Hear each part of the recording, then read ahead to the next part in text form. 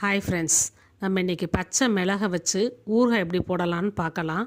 பச்சை மிளகு ஊறுகாய் செய்கிறதுக்கு நான் இன்றைக்கி 1 கிலோ அளவு பச்சை மிளகு வாங்கியிருக்கேன். பச்சை மிளகை ஃபஸ்ட்டு நல்லா கழுவிட்டு தண்ணியெல்லாம் தொடச்சிட்டு காம்பை நீக்கிட்டு உதுத்து வச்சுக்கோங்க. ஒரு சுத்தமான கண்ணாடி பாட்டிலில் ஃபஸ்ட்டு பச்சை மிளகை போட்டுக்கரலாம். பச்சை மிளகு சீசன் டைம் தான் நமக்கு கிடைக்கும். கிடைக்கிற நேரம் வாங்கி இப்படி செஞ்சு வச்சுக்கிட்டோம்னா நம்ம அந்த வருஷம் ஃபுல்லாக இதை பயன்படுத்திக்கலாம். பச்சை மிளகுல நிறைய சத்துக்கள் இருக்குது. பொதுவாகவே மிளகு நம்ம சாப்பிட்டோம்னாலே நம்ம ஜீரண கோளாறுகள்லாம் சரி பண்ணும். அதில் நெஞ்சு சளி இதெல்லாம் நீக்கிரும். நல்லா ஜீரணத்தை நல்லா மேம்படுத்தும். வயிறு உப்பிசத்தை சரி பண்ணும். ஆற்றல் இந்த மிளகுக்கு இருக்குது.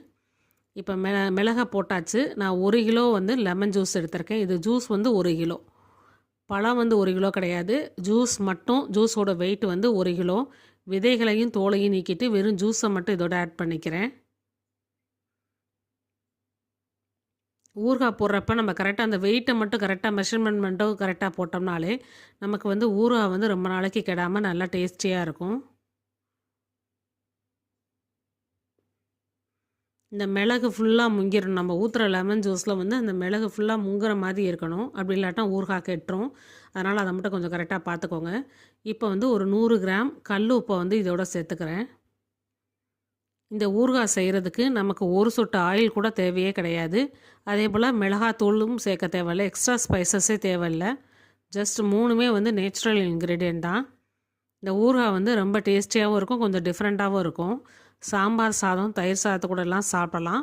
வயிறு உப்பிசமாக இருக்கிற நேரத்தில் நம்ம இந்த ஊறுகாய் சாப்பிட்டோம்னா வயிறு உப்பிசம்லாம் சரியாக போயிடும். நல்ல ஜீரணத்தை மேம்படுத்தும் இந்த ஊறுகாய். ஒரு 10 நாள் அப்படியே இதே லெமன் ஜூஸில் அப்படியே ஊற விட்டுருங்க. 10லேருந்து 15 நாள் ஆகும்.